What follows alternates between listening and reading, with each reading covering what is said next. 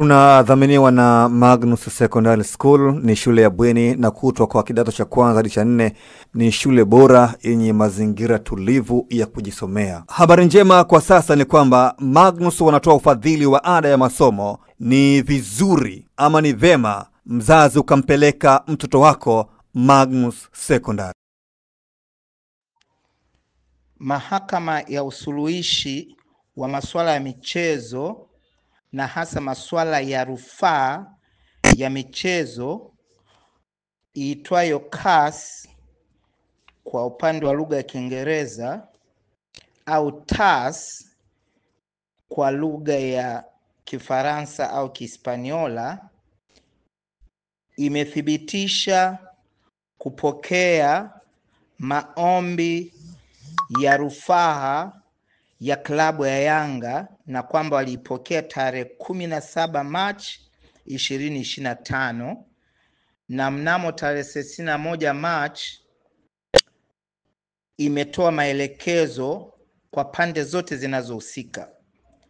Shauri hili limesajiliwa kama CAS 2025/A/11298.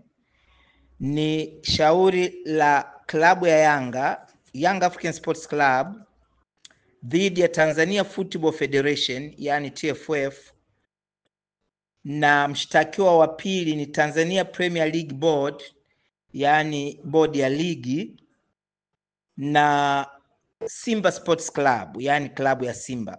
Kwa hiyo washtakiwa au waliokatiwa rufaa ni taasisi tatu hizi: TFF, TPLB yani bodi ya ligi na Simba. Na msajili au mwanasheria wa CAS anaitwa Amelia Mua amewaandikia wote wanaohusika na kesi hii. Kwa upande wa Yanga wameandikiwa mawakili 5 wanaoitetea au waliowasilisha hayo maombi, ambayo ni wakili msomi Alex Mgongolwa, wakili msomi Juma Nasoro, wakili msomi Respicius Didas, wakili msomi Simon Patrick, huyu nadhani vile vile ndio mkurugenzi wa masuala ya sheria pale klabu ya Yanga, na wakili msomi Kalage Rashid. Wametumiwa kwa anwani ya Young African Sports Club, Twiga Jangwani, PO Box 1522 Dar es Salaam. Lakini vile vile kwa njia ya email ya maelekezo yamepelekwa kwa Tanzania Football Federation yani TFF, vile vile bodi ya ligi, vile vile Simba Sports Club, na yametoka kabisa kule makao makuu ya hii mahakama Lausanne, Switzerland yani Uswisi, na ambayo tarehe 31 Machi ndio wametoa maelekezo. Kwa kifupi tu, maelekezo yanasema kwamba Yanga imefungua hii kesi dhidi ya wadaiwa, lakini hawa nao lalamikiwa wamepewa maelekezo kadhaa ya kufanya pamoja na mkata rufaa mwenyewe, lakini imesemwa ni kuhusiana na swala la tarehe 8 Machi 2025 ambalo sasa watu tunajua ni lile iliyokuwa mechi ya dabi kati ya Yanga na Simba, na kwamba wadaiwa wamepelekewa kila kitu, yani rufaa yenyewe ya klabu ya Yanga na viambatanisho vyake vyote. Kwa mfano imesema kwamba Yanga imekuwa ikifanya mawasiliano na CAS, na labda walikuwa wanaendelea kutuma na vitu vingine. Kwanza walipeleka hiyo rufaa yao tarehe 17 Machi, wakaandika tena barua tarehe 25 Machi, wakapeleka tena kitu kingine tarehe 27 Machi, wakapeleka kitu kingine tena tarehe 28 Machi, na vile vile tena wakapeleka vitu vingine, vielelezo vingine 29 Machi. Kwa hiyo hivyo vyote sasa vimekusanywa na wamepelekewa wahusika, na kwamba kwa mujibu wa taratibu vile vile maelekezo ni kwamba CAS inataka kupata anwani kamili za upande wa pili, hasa mawakili wao, kwamba wao watawakilishwa na nani na utaratibu uweze kuanza. Kwa kifupi kwamba hii rufaa inasema kwamba aliyefungua ya maombi apeleke sasa rufaa yake rasmi, apeleke maelezo yake rasmi, na nadhani sehemu kubwa yatakuwa majibizano ya kimaandishi, na anapewa siku 10. Yanga apeleke anaambiwa brief stating the facts and legal arguments, apeleke maelezo yake, apeleke na hoja za kisheria zinazotokana na rufaa hiyo na vielelezo vyote muhimu, na asipopeleka ndani ya siku 10 ahesabu kwamba rufaa yake ni kama ameiondoa.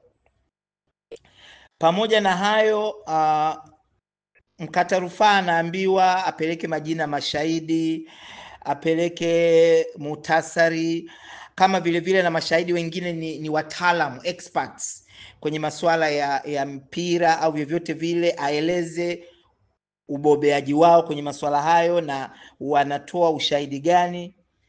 Hivyo vyote hivyo lazima viambatanishwe na vifike mbele ya rais muhusika wa hilo jopo litakalosikiliza hii rufaa, na vitu vingine vingi. Vile vile imesisitizwa sana kwamba mkata rufaa ndani ya muda ule ule ambao umewekwa ahakikishe amewasilisha rufaa yake, na ni kwa njia ya email na vile vile na kwa njia nyingine ambayo inaelekezwa kwa njia ya mtandao kwa mujibu wa kanuni ya 61 ya kanuni zinazoongoza hiyo mahakama. Na kila nakala anayopeleka iwe na nakala 6 ambazo upande wa pili utapelekewa.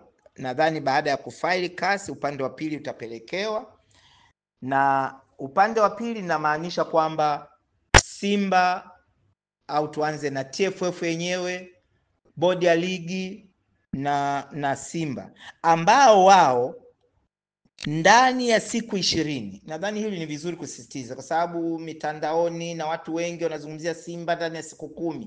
No, ni ndani ya siku 20. Ila ndani ya hizo siku 20 kuna vitu vingi sana waliokatiwa rufaa wameelekezwa kufanya. Kuna kitu wameambiwa ndani ya siku 10, kuna kitu wameambiwa ndani ya siku 3, kuna kitu wameambiwa ndani ya siku 6. Kwa hiyo lakini muda wao wa kufanya majibu ni siku 20. Na hii ni kwa mujibu wa kanuni ya 55 ya kanuni zinazoendesha hiyo mahakama. Kwa hiyo masuala yote yanatakiwa hivi. Sasa nimesema kwamba kuna jopo linaloendesha hiyo kesi. Yanga wamesema wanahitaji arbitrator tu mmoja, lakini vile vile zimetolewa siku 5 upande wa pili, yani wajibu maombi nao waseme je, wanakubaliana na maombi ya Yanga ya kuwa na arbitrator mmoja, au kadiri ambavyo hii mahakama huwa inaamua kuwa na arbitrator ambao wanaweza kuwa 2, 3, 4, inategemea. Siku 5. Lingine lugha, Yanga wamesema lugha ni Kiingereza. Zimetolewa siku 3 upande wa pili kueleza kwamba je, wanakubaliana na lugha ya Kiingereza au kuna lugha nyingine au vyovyote vile. Wengi tunasema hii ni obvious itakuwa Kiingereza, lakini huwezi kujua TFF ikaajiri wakili Muhispaniola au Mreno au wa lugha nyingine, na pengine lugha ikaamuliwa hiyo lingine. Simba the same, lakini tunatarajia hapa pasiwe na utata zaidi. Documents zitakazotumika, kama zimetumika lugha nyingine zaidi ya Kiingereza, zifanyiwe translations. Lakini kitu kimoja ambacho mimi nimekiona katika huu mlolongo wa maelekezo, na wakati huu ikionyesha kwamba sasa shauri limeanza, na kama kuna deadline yote imetolewa ni kuanzia tarehe 31 Machi au muda ambapo mtu atakuwa amepokea nyaraka husika. Kuna kitu Yanga wameomba, hicho hakisemwi, hakizungumzwi, kwa sababu inabidi umakini sana kupitia ile barua. Inasemwa kwamba huyu mwanasheria wa kasi amesema kwa Kiingereza, I note that the appellant has applied for provisional measures. kwamba wanaambiwa wahusika wa upande wa pili, mrufani ameomba vile vile zuio la muda, ameomba vile vile masuala fulani yasifanyike, yasiendelee wakati kesi kiendelea. Ingekuwa huku kwetu kwenye mahakama zetu tunasema umeomba zuio, umeomba tunaita temporary injunction au maintain status quo au vyovyote vile. Ndio hapo tunajiuliza, Yanga wameomba nini katika zuio lao la muda? Wametaka kitu gani kisiendelee kwanza? Je, wametaka ligi nzima isiendelee au wametaka dabi iliyokuwa imetangazwa na bodi ya ligi kwamba itapangwa tena wasipange, au wametaka nini? Hicho ndio ambacho tunajiuliza hapa. Lakini tayari kwenye makabrasha waliotumiwa upande wa pili, hayo maombi yapo. Wameambiwa ndani ya siku 10 upande wa pili wa TFF, bodi ya ligi na Simba wajibu haya maombi. Ingekuwa kwenye mahakama zetu huku kesi ya msingi inasimama, yanasikilizwa kwanza hayo maombi ya muda. Sasa sijui procedure ya kasi itakuwaje, au itaamua ndani baada ya kupokea kabla ya kesi ya msingi, hatufahamu. Kwa hiyo masuala kama hayo mimi naweza kusema pengine ndio aliyomfanya hata waziri asiendelee na vile vikao. Walioshiriki vile vikao na serikali wote wakanyamaza kusema chochote, ni kwa sababu hata mimi niliwahi kusema kwamba kwenye hicho kikao, kama Yanga walishafungua kesi, wamwambie waziri Profesa Kabudi na wahusika wengine, hatutazungumza chochote kwa sababu tuna kesi yetu CAS. Yawezekana hilo lilitolewa na pengine hilo ndio likafanya mambo mengine yasiendelee. Kwa kifupi ni hivyo, kwamba sasa imethibitika kuna kesi ya Yanga, kuna mgogoro wa Yanga na TFF na bodi ya ligi, na wamemuunganisha Simba. Ndio watu tunajiuliza, Simba huko ameunganishwa kwa lipi? Wengi wanajadili hilo. Simba naye amehusika vipi? Na majibu ya Simba yatakuwaje? Yatakuwa simple tu kwamba mimi si msimamizi wa mpira na mimi nilikuwa nasubiri mechi, au pengine lile tishio lake nalo limewekwa kwamba nalo lilisababisha, kwa sababu hakuna mahali ambapo ameliondoa au amewithdraw tishio la Simba. Hatujui ameunganishwa vipi Simba, lakini hayo yote yatajionyesha kwenye hii kesi ambayo inaendelea. Kwa kifupi tu kwamba nadhani hii imezima hata kejeli za Mzee Mguto aliyewashangaa Yanga kwenda CAS na akasema ni kichekesho. CAS imepokea, imesajili na imepanga kusikilizwa. Mzee Mguto mwenyewe na watu wake wanatakiwa kujibu, na kuna vitu vingi humu wameambiwa ndani ya siku 20, lakini kuna ndani ya siku 10 hivi, kuna ndani ya siku 5 hivi, kuna ndani ya siku 6. Kuna vitu vingi sana vinatakiwa vifanyike, ikiwemo na wao kuwasilisha jina la wanasheria wao watakao watumia kwenye kesi hii. Hilo ni kwa kifupi jinsi ambavyo mambo haya yapo, na nilikuwa naona nifafanue, na wakati huu mimi mwenyewe nitaendelea kusoma kanuni za taasisi hizi za michezo, kwa sababu zipo taasisi ya kimataifa ya michezo, the International Council of Arbitration for Sport, na kuna hii ya the Court of Arbitration for Sport. Yanga wameenda kwenye the Court of Arbitration of Sport, na ambayo yenyewe nayo ina ngazi kama 2, ngazi 3, lakini Yanga yenyewe tayari imepelekwa kwenye ile ngazi ya rufaa. Ni hayo kwa wote ambao wanafuatilia masuala ya michezo, na hasa swala hili la klabu ya Yanga, na ambalo sasa limethibitika limefika kwenye vyombo vya kimataifa. Asante sana. Naitwa wakili Alois Komba, wakili kiongozi wa Haki Kwanza Advocates. Nipo Magomeni Mapipa, Dar es Salaam, Seaboys House, first floor.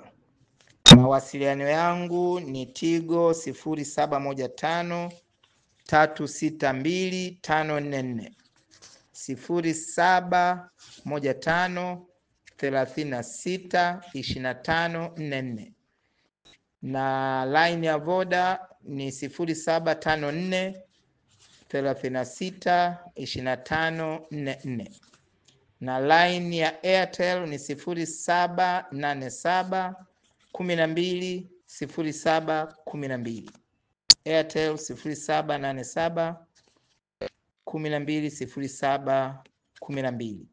Mawasiliano ya WhatsApp ni ile line ya Tigo na Voda. Asante sana. Eid Mubarak. Usisahau kusubscribe kwenye YouTube Mwandike Digital.